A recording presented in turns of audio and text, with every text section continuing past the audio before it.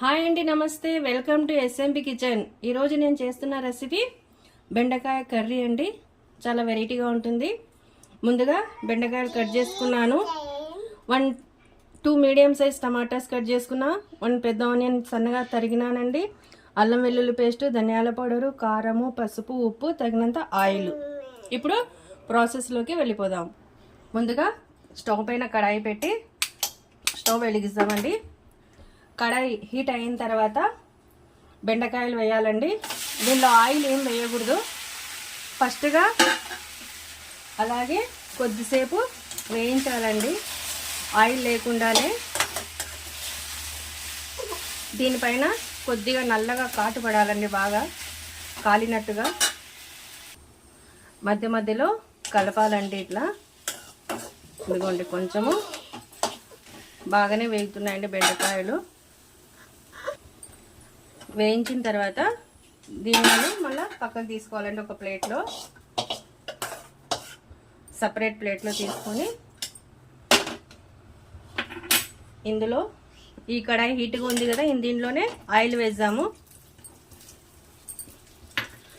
Oil heat అయిన తర్వాత cut చేసుకున్న ఆనియన్స్ వేద్దామండి. మధ్య మధ్యలో కలపాలండి. ఇవి బ్రౌన్ కలర్ రావాలి ఆనియన్స్. ఆనియన్ బ్రౌన్ అయిన తర్వాత ఇందులో అల్లం వెల్లుల్లి పేస్ట్,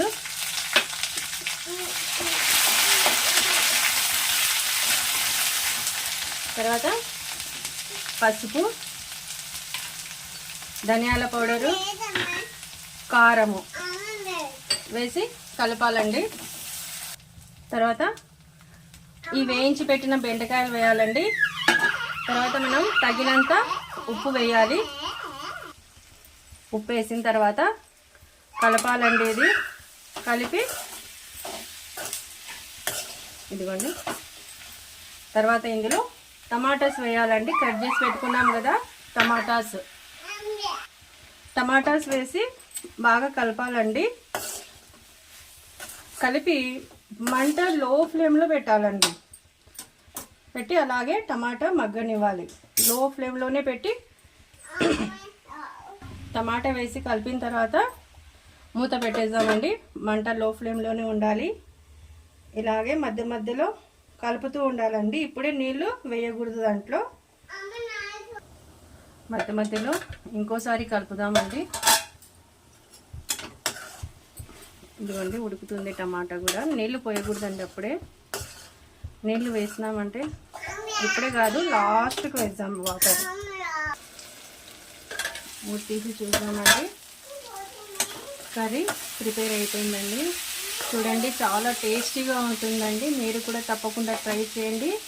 నా ఛానల్ సబ్స్క్రైబ్ చేయండి, లైక్ చేయండి. Thank you.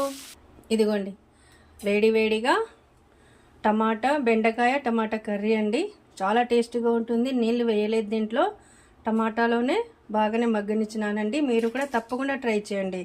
నా ఛానల్ సబ్స్క్రైబ్ చేయండి, లైక్ చేయండి. Thank you.